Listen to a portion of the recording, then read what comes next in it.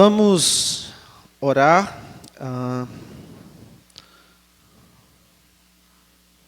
Deixa eu só fazer aqui uma...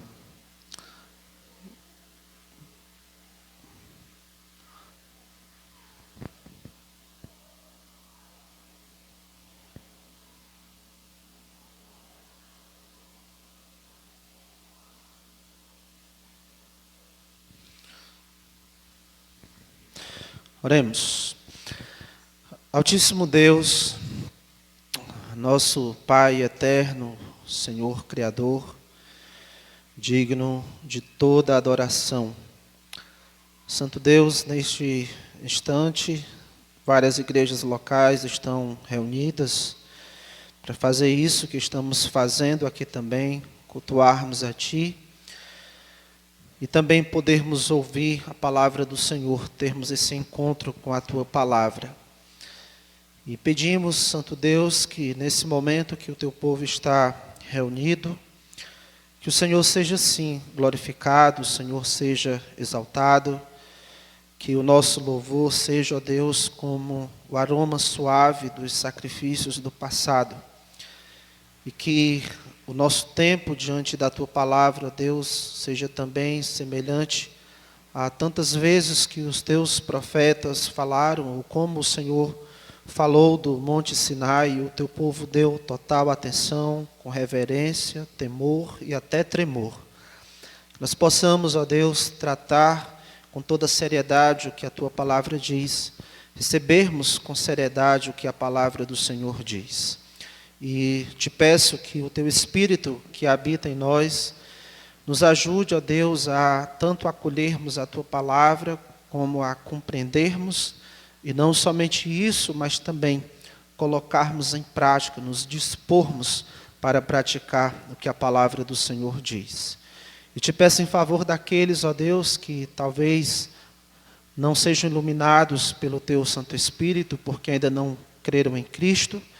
Ó Deus, que o Senhor também os ajude, que o Senhor faça a luz do Evangelho resplandecer em suas mentes, que nesse instante Satanás não tenha êxito, tentando ofuscar, ó Deus, a mensagem da Tua palavra, mas que o Teu Espírito, ó Deus, haja com poder e ajude estes a compreenderem o que a Tua palavra também nos dirá esta noite.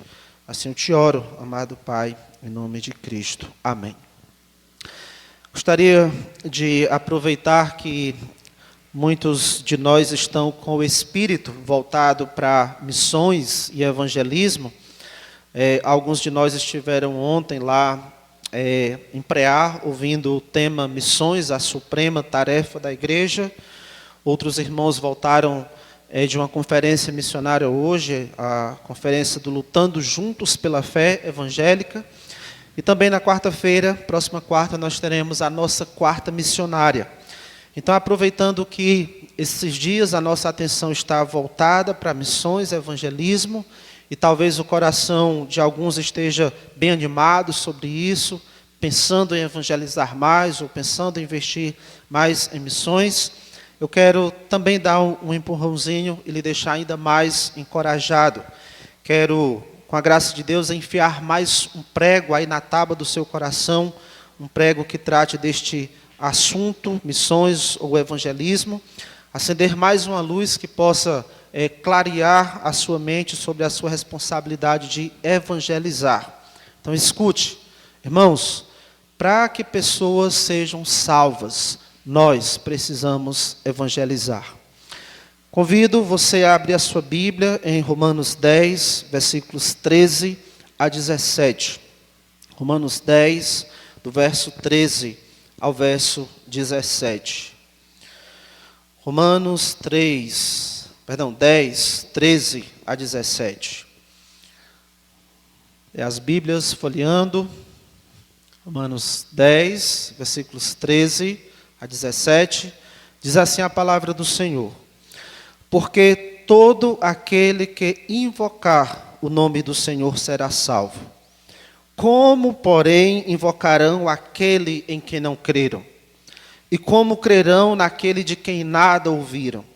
E como ouvirão se não há quem pregue? E como pregarão se não forem enviados? Como está escrito, quão formosos são os pés dos que anunciam coisas boas. Mas nem todos obedeceram ao evangelho, porque Isaías diz: Senhor, quem acreditou na nossa pregação? E assim, a fé vem pela pregação, e a pregação pela palavra de Cristo. Nos versículos anteriores da nossa leitura, mais cedo, os versículos 5 a 13, nós vemos aí o apóstolo Paulo, que escreveu esta carta, mostrando o papel do pecador na salvação, aquilo que o homem precisa fazer para ser salvo. O homem precisa ouvir a verdade, ele precisa acreditar nessa verdade, e ele precisa dar uma resposta prática a essa verdade, que é confessar publicamente sua fé em Jesus Cristo. Nos versículos 9 a 10, Paulo diz: se com a tua boca confessares Jesus como Senhor, e em teu coração creres que Deus o ressuscitou dentre os mortos, serás salvo. Porque com a boca se crê para a justiça, e com a boca se confessa a respeito da salvação. O homem precisa, como ele vai dizer no versículo 13, invocar o nome do Senhor, expressar sua confiança em Jesus como o seu Salvador, para então ser salvo. Porque versículo 13, todo aquele que invocar o nome do Senhor será salvo. Mas aí nós temos esses versículos 14 e 15, que nos trazem aí umas perguntas para reflexão. Vamos ler de novo os versículos 14 e 15. Como, porém, invocarão aquele em quem não creram? E como crerão naquele de quem nada ouviram? E como ouvirão, se não há quem pregue? E como pregarão, se não forem enviados? Essas perguntas que Paulo lança aqui para nós, nos ajudam a entender que há uns passos a serem dados para que o homem possa chegar a esse ponto de confessar fé em Cristo, de crer em Cristo. E esses passos, para que se chegue a esse ponto de alguém confessar fé em Cristo, envolvem você e eu. Há uma participação nossa nesse processo aí. Esses dois versículos estão aí para nos mostrar a importância e a necessidade da evangelização por nossa parte. Essa importância ela é reforçada na estratégia que Paulo usa aqui, que é lançar perguntas para que a gente pare para pensar, para que a gente reflita sobre o que ele está dizendo. É como se ele estivesse conversando conosco, então ele pergunta, depois de ter dito no versículo 13, todo aquele que invocar o nome do Senhor será salvo. Versículo 14, como porém invocarão aquele em quem não creram? E essa pergunta nos faz pensar, de fato, eles não vão clamar por salvação se não crerem. Eles não vão clamar por salvação se não confiarem em Jesus.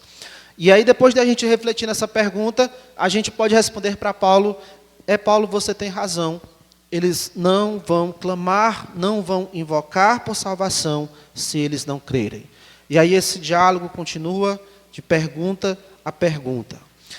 Mas o meu convite aqui é para que a gente, então, pare para conversar com Paulo, que nós possamos pensar com Paulo acerca da importância da evangelização. Esse é o nosso tema esta noite, a importância da evangelização. E nós podemos resumir a ideia desses versículos da seguinte maneira: para que pessoas sejam salvas, nós precisamos evangelizar. Para que pessoas sejam salvas, nós precisamos evangelizar. E aí eu queria que nós observássemos aqui 3 conclusões que saltam aqui desse texto acerca da importância da evangelização. E eu queria que nós observássemos estas conclusões para que você entenda que é importante que você evangelize. E quando eu digo aqui que é importante que você entenda, para que você evangelize, eu estou me referindo a você que está sentado aqui, nessa fila de bancos do lado direito, a você que está sentado aqui, nessa fila de bancos do meio, a você que está sentado nessa terceira fila de bancos, a você, homem, a você, mulher, a você, senhora, a você, jovem senhora, a você, senhor já de idade ou você mais novo, aos jovens, aos adolescentes, às crianças, a todos nós que confessamos fé em Cristo. É importante que você entenda que pessoas serão salvas se nós evangelizarmos. Então, a primeira conclusão que nós podemos observar aí nesse texto é que sem evangelização não há salvação. Sem evangelização não há salvação. Nos versos 14 e 15, Paulo ele está aí nos dando o passo a passo para que alguém seja salvo, e ele vai apresentar esses passos para nós na ordem inversa. O alvo aqui é que alguém seja salvo, que alguém invoque o Senhor. Então, primeiro ele fala dessa pessoa salva que invocou o Senhor, porque tinha crido, porque tinha ouvido, porque alguém tinha pregado, porque alguém tinha enviado, porque esse que pregou foi enviado. Esse é o processo, digamos assim, mais amplo da evangelização. Alguém é enviado, esse que é enviado vai pregar, ele vai pregar e alguém vai ouvir, esse alguém que vai ouvir vai crer, e quando crer vai invocar, e isso tudo resulta em salvação. A evangelização, como eu disse, no sentido maior, é todo esse processo, mas no sentido mais direto, a evangelização propriamente dita é o ato de dar testemunho do Evangelho. O ato de dar testemunho do Evangelho. A sugestão mais comum sobre qual seria o tema principal da carta aos Romanos é a justificação pela fé somente. Outros temas têm sido sugeridos, mas o mais comum é esse.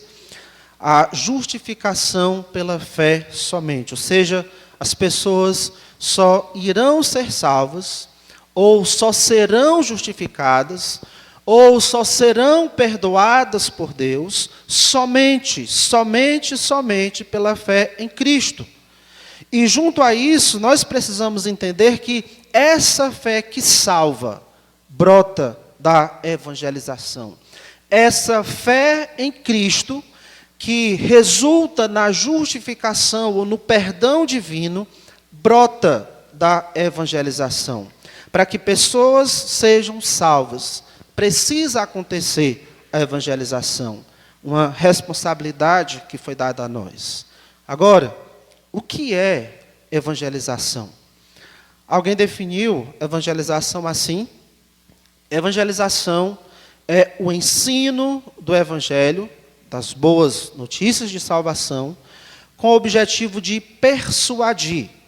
Ou seja, evangelização é anunciar a mensagem de Deus que salva, e o anúncio dessa mensagem tem o objetivo de convencer aquele que está ouvindo essa mensagem. De novo, a evangelização é o anúncio da mensagem de Deus que salva, e o anúncio dessa mensagem tem o objetivo de convencer esse que está ouvindo a mensagem. Entendendo isso, nós não podemos confundir evangelização com um convite para vir à igreja. Isso não pode ser confundido, a evangelização não pode ser confundido com o apelo quem quer aceitar Jesus. Isso não pode ser confundido com o constranger as pessoas a fazer uma declaração de que aceitou a Jesus. Se alguém diz, eu aceito Jesus, isso não são palavras mágicas que salvam as pessoas só porque disseram isso. A salvação, irmãos, é séria demais para querermos que as pessoas simplesmente venham para a igreja dos crentes e passem a acreditar que agora, porque elas estão no meio dos crentes, elas são salvas. A salvação é algo sério demais para nós convencermos os nossos filhos de que porque eles nasceram num lar cristão, porque os seus pais são crentes, porque eles vão para a igreja, porque eles participam da EBD, porque eles se envolvem em programação de crianças da igreja, que por causa disso eles são salvos. A salvação é séria demais para nós fazermos alguns acreditarem que porque um dia eles levantaram a mão, quando alguém disse, se alguém quer aceitar Jesus, levante a sua mão, ou se alguém quer aceitar Jesus, faça uma determinada oração, sem essas pessoas de fato entender o que elas estão fazendo. Sem elas entenderem de fato o que é ser um crente, o que significa salvação, do que de fato elas estão sendo salvas. Elas têm que entender o Evangelho. Elas precisam entender sobre o amor de Deus, mas antes elas precisam entender sobre esse próprio Deus. Esse ser santo, supremo, soberano, criador de todas as coisas, juiz de todas as coisas. Elas precisam entender por que estão perdidas. Elas precisam entender por que só Jesus salva. Por que não há salvação em nenhum outro? Por que todos os caminhos não levam à salvação eterna? Por que só Jesus? Elas precisam entender isso. Também precisam entender as consequências eternas de rejeitarem a Cristo. E elas também precisam entender o compromisso de seguir a Cristo. Elas precisam entender que não se trata apenas de dizer, eu quero aceitar Jesus, eu agora sou um cristão, eu agora tenho certeza de salvação, mas que há um compromisso em seguir a Cristo, há um preço em seguir a Cristo. Elas precisam entender isso. Para que pessoas sejam salvas, este evangelho precisa ser anunciado. E ouça bem a palavra, anunciado.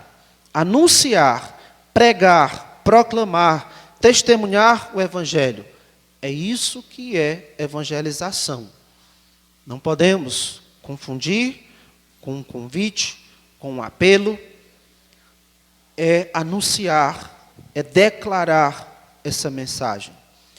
Por exemplo, no capítulo 1, nos versículos 15 e 16, Paulo diz, por isso quanto está em mim, ele dizendo para esses irmãos de Roma, a quem ele estava escrevendo, quanto está em mim, estou pronto a anunciar o evangelho também a vós outros em Roma.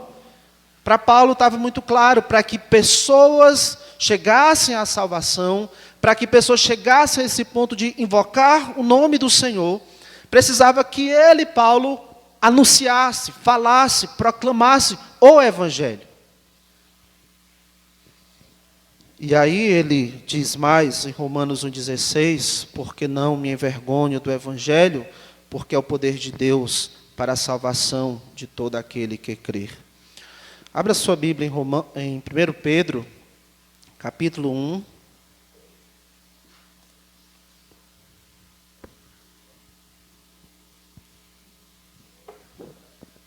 Primeiro Pedro, capítulo 1, os versículos 23, e depois leremos o 25.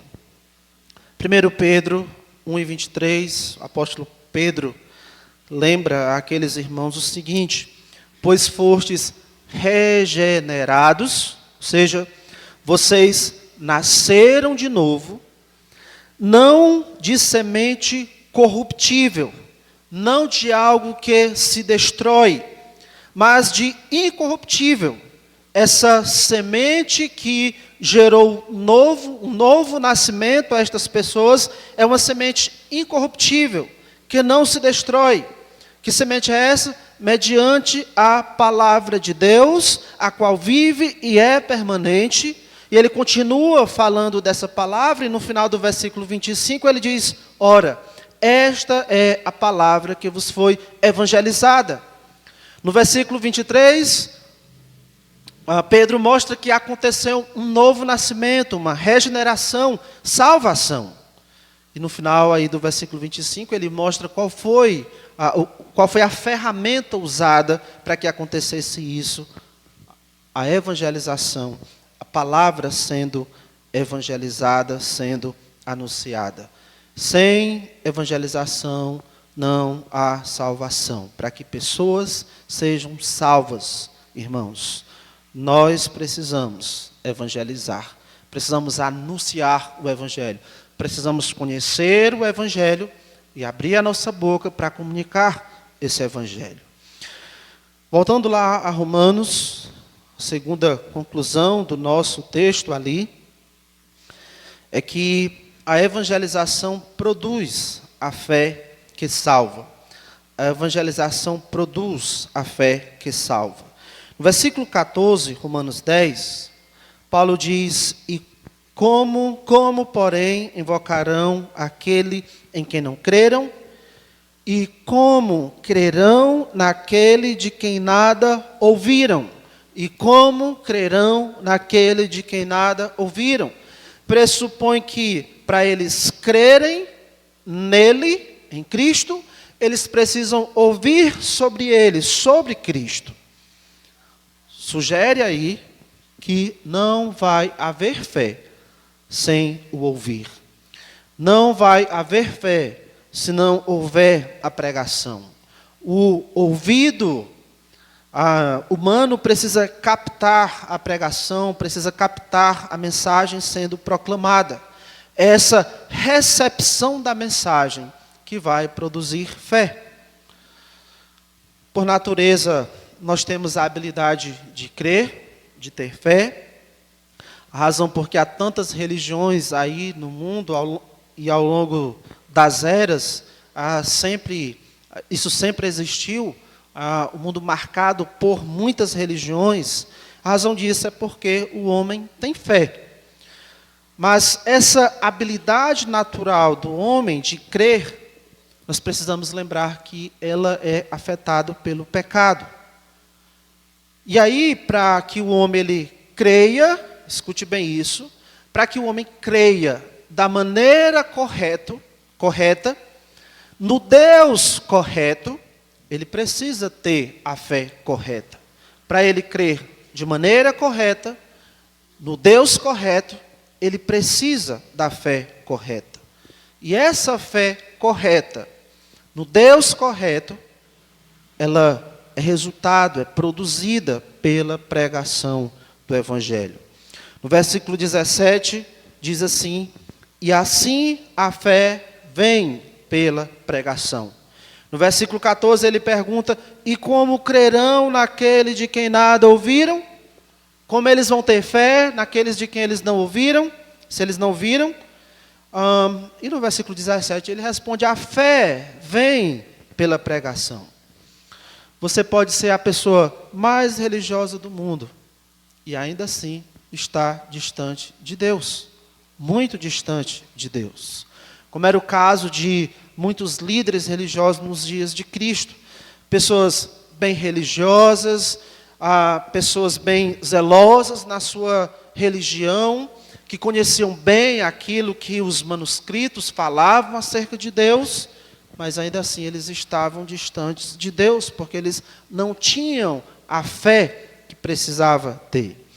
E hoje, alguns líderes religiosos têm nos ensinado a confiar na nossa própria fé.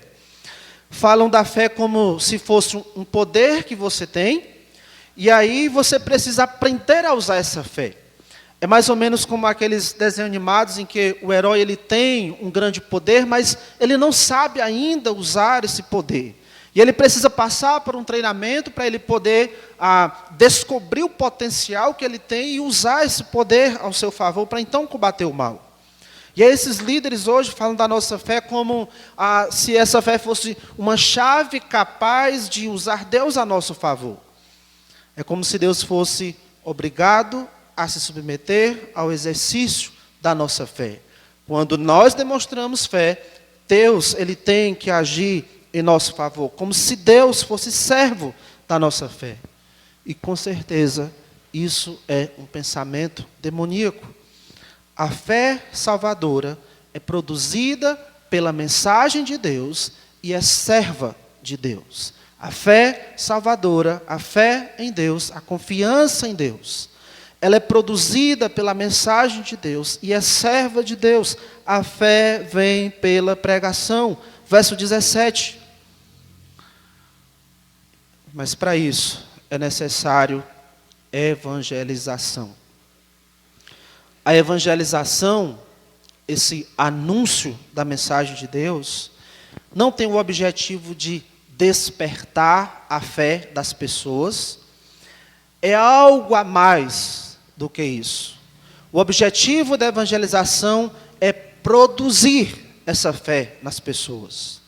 O objetivo da evangelização é vencer essa fé incrédula que as pessoas já têm e produzir essa fé dependente em Deus.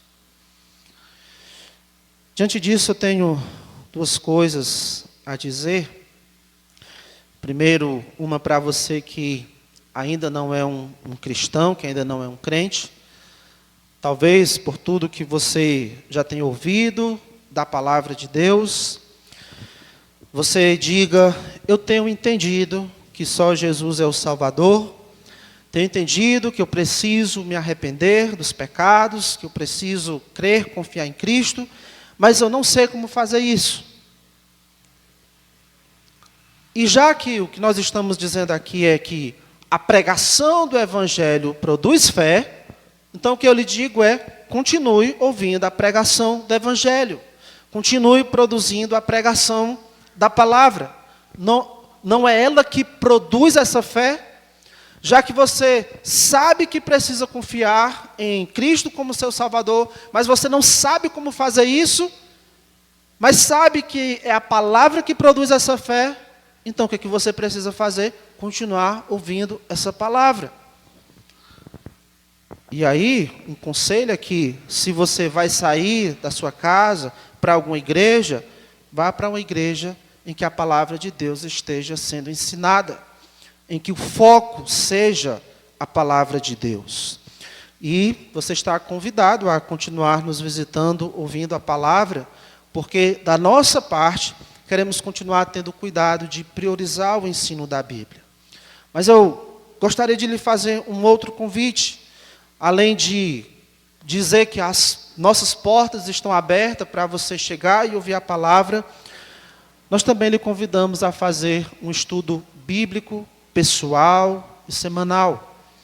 Que tal marcarmos um dia com algum irmão da igreja para semanalmente podermos nos sentar, abrirmos a Bíblia e você poder fazer as suas perguntas, tirar melhor as suas dúvidas e a coisa ser melhor esclarecida para você? Já que nós temos entendido que é a pregação da palavra que vai produzir a fé, se você tem entendido que precisa crer em Cristo como seu Salvador. A outra coisa que eu tenho a dizer é para nós, irmãos. Você ouviu o que esse versículo diz? Versículo 17, você acredita no que esse versículo diz? Eu acredito.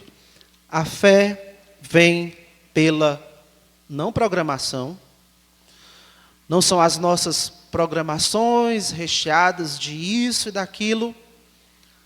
A fé vem pela pregação. Não são os espetáculos que nós podemos dar, não são os ditos cultos especiais ou cultos evangelísticos que vão produzir a fé. É a pregação. Embora que nesses momentos nós vamos também ter a pregação, mas é para a gente não confiar, para que a gente não confie na programação que eu estou fazendo esse alerta. Não é a programação que salva, que produz a fé, é a pregação. A fé vem pela pregação. Está claro para nós o que produz a fé salvadora nas pessoas? A pregação da palavra de Cristo. Verso 17.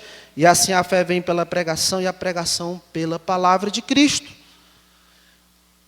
E eu estou enfatizando que não é a programação para nós não sermos tentados a achar que alguém só vai ouvir o Evangelho se ela vier para o nosso culto. Eu não vou falar de Cristo para alguém, mas vou convidar ela para o culto. Se nós queremos que pessoas sejam salvas, nós temos que estar comprometidos com a pregação da palavra. Deus escolheu salvar pessoas por esta coisa louca, como disse Paulo em 1 Coríntios, essa coisa louca chamada pregação. Então, nós temos que ser uma igreja que prega a palavra, que zela pela pregação da palavra, que prega o evangelho, independente do que o mundo ao nosso redor diga acerca disso.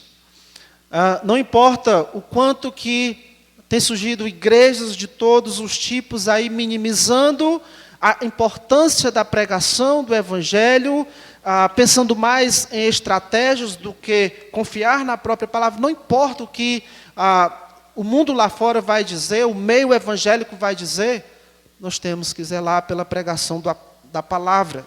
Ela nunca está fora de moda, porque esse foi o método que Deus estabeleceu, a ferramenta que Deus estabeleceu para salvação, essa loucura da pregação da palavra. Para que pessoas sejam salvas, nós precisamos pregar o evangelho. E aí nós precisamos entender, enfatizando de novo o que eu já estava falando, que a pregação do evangelho não acontece só de um lugar, nem por uma só pessoa e não apenas em alguns horários. A pregação do evangelho não está restrita a este púlpito, ela não está restrita ao pastor da igreja e nem aos horários de culto da igreja. A pregação do evangelho deve acontecer em qualquer lugar, por qualquer crente, em qualquer hora. Escutou? A pregação do evangelho pode acontecer em qualquer lugar, por qualquer crente, em qualquer hora. Você é um zelador? Você é um patrão? É um empregado? É um vigia? É um empresário? É um vendedor? É um prestador de serviços? É um professor? É um diarista? É um mestre de obras? Um pedreiro? Um auxiliar de pedreiro? É um carpinteiro? Você é um capinador? É uma cozinheira? É uma atendente? O que você faz? Onde você passa a maior parte do dia? Como você passa a maior parte do dia? Ou com quem você passa a maior parte do dia? Onde você passa a maior parte do dia, há pessoas que ainda não são salvas. Irmão, irmã, se tem pessoas que ainda não são salvas, onde você passa a maior parte do dia, essas pessoas têm regularmente ouvido do evangelho, elas têm regularmente ouvido o evangelho. Para que pessoas sejam salvas, nós precisamos evangelizar. Todos nós precisamos evangelizar. A terceira conclusão do nosso texto aqui é que a evangelização é uma honra. A evangelização é uma honra. Já pensou nisso? Evangelizar é uma honra. E é uma honra que nós não merecemos. Foi uma tarefa confiada a nós. Em 2 Coríntios, Paulo vai dizer que nós somos embaixadores de Cristo, e a nós foi confiado o mistério da evangelização, da reconciliação, o ministério da reconciliação. É uma honra. E o que nós temos feito com essa honra que nos foi dada? No versículo 15, e como crerão se não forem, como pregarão se não forem enviados, como está escrito, quão formosos são os pés dos que anunciam coisas boas. Essas palavras de Paulo aí na sua Bíblia, talvez vai estar um pouquinho recuada da margem do texto, já como uma indicação de que ela é uma citação de uma outra parte. É uma citação de Isaías 52, versículo 7. Lá diz: que formosos são sobre os montes os pés do que anuncia as boas novas, que faz ouvir a paz, que anuncia coisas boas, que faz ouvir a salvação, que diz a Sião: o teu Deus reina. E no contexto lá de Isaías, que foi escrito pelo menos 7 séculos antes do que está dito aqui em Romanos, no contexto lá de Isaías, essas palavras são uma consolação para Israel quando estivesse exilado na Babilônia. Nos dias que foram escritos, isso ainda iria acontecer, o povo ainda seria exilado na Babilônia, e já antes disso, Deus estava trazendo essa mensagem de consolação. Essa passagem de Isaías 52, 7 é uma profecia de restauração. O mensageiro que traz a mensagem de restauração, que anuncia o fim do cativeiro, é visto aqui como alguém dotado de pés velozes, atravessando os montes, com as boas novas de paz, de salvação para Sião. Quando ele chegasse das montanhas ao povo, trazendo essa boa notícia, seus pés estariam cobertos de pó, cobertos de sujeira, e esse mensageiro que veio a toda pressa, os seus pés sujos indicam isso, que ele veio a toda pressa. E esse mensageiro que veio a toda pressa, ele veio apressado porque ele tem uma notícia para dar, e geralmente eram notícias boas. E para esse povo sofrido, receber um mensageiro com os pés bem sujos, isso é um sinal de esperança. Esses pés sujos eram vistos como belos, porque eles indicam que aí há uma mensagem boa. Imagine a alegria desse mensageiro levando essa boa notícia.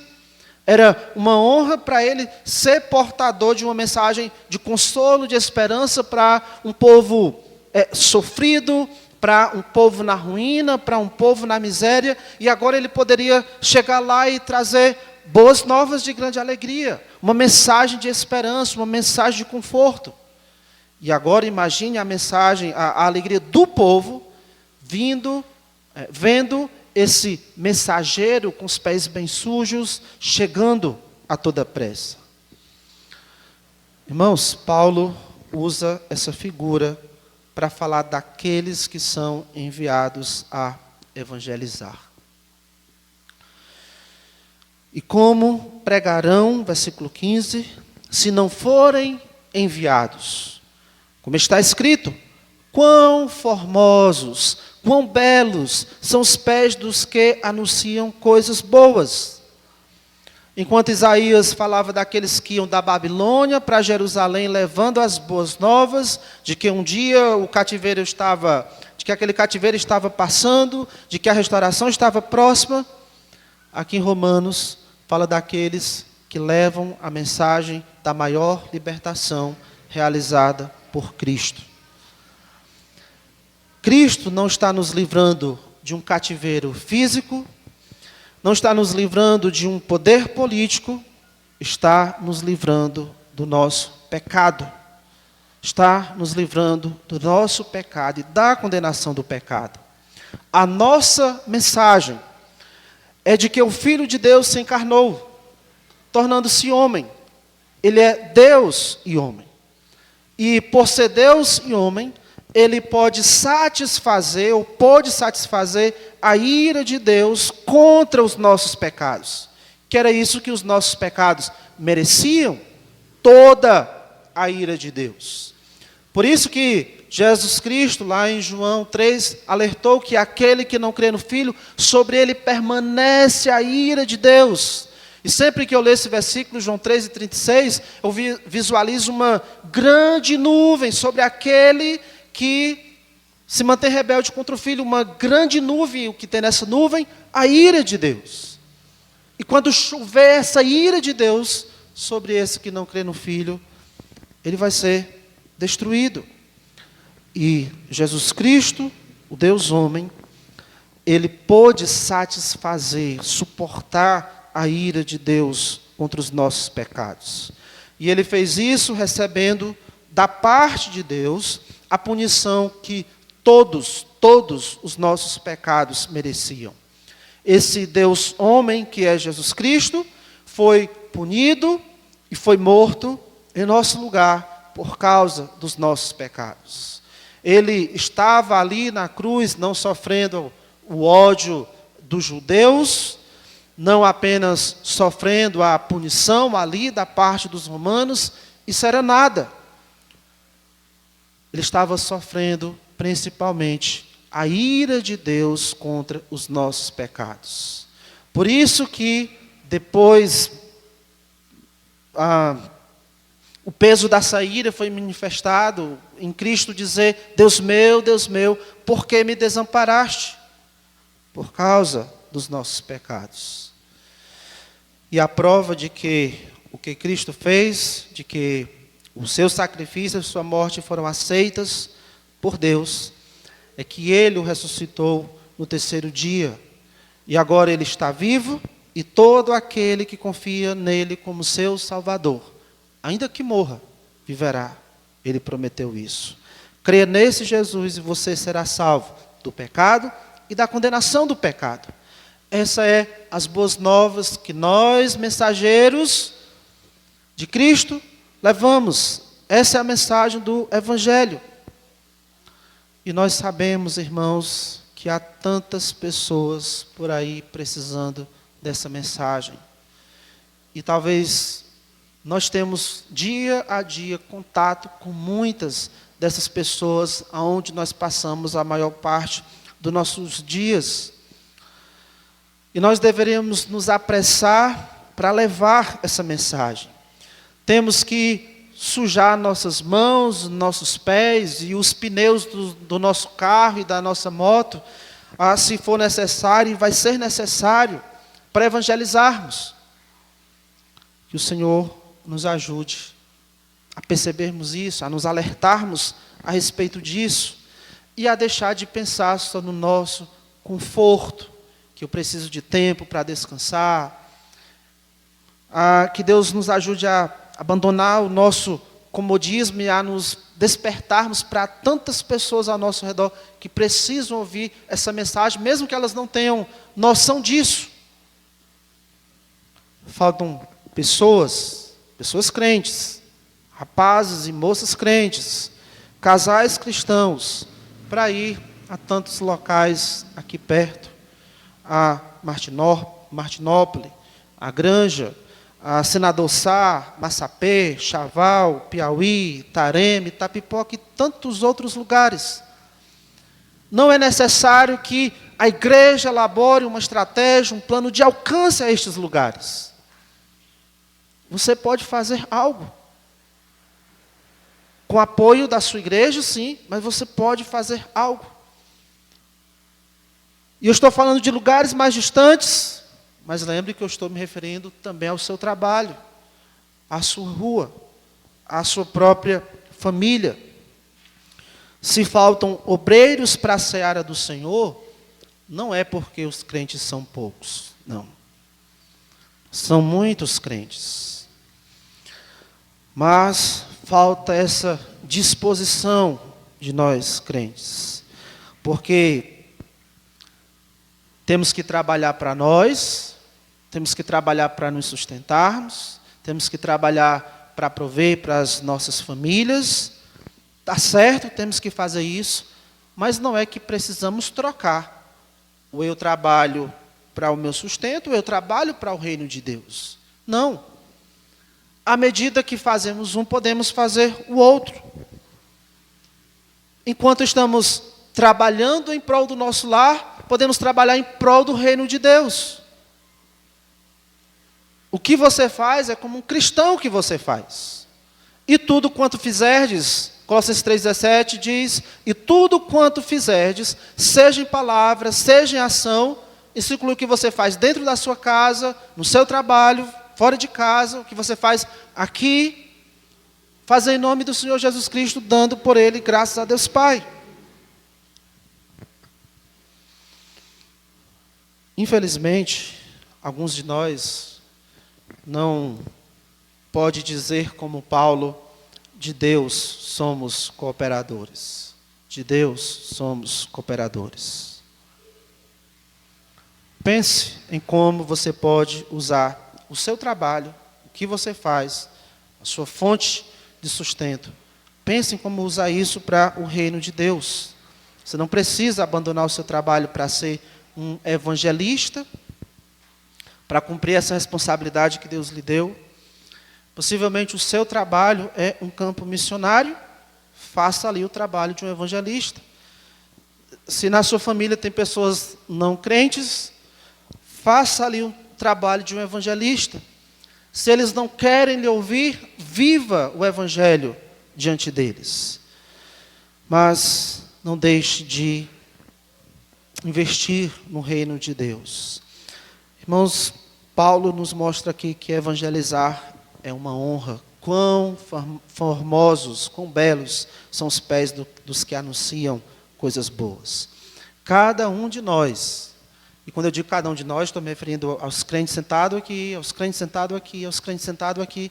Cada um de nós é para ser um sinal de esperança. Cada um de nós é para ser evangelista.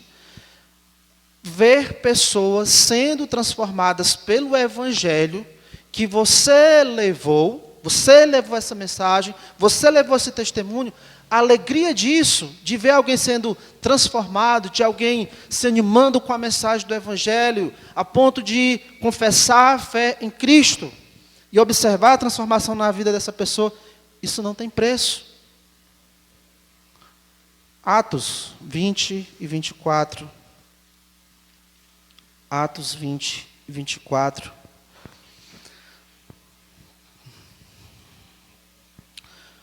Nosso amado apóstolo Paulo, se Deus quiser, não vai demorar muito para o conhecermos também, diz, porém, em nada considero a vida preciosa para mim mesmo. Em nada considero a vida preciosa para mim mesmo. Contanto que complete a minha carreira e o ministério que recebi do Senhor Jesus para testemunhar o evangelho da graça de Deus.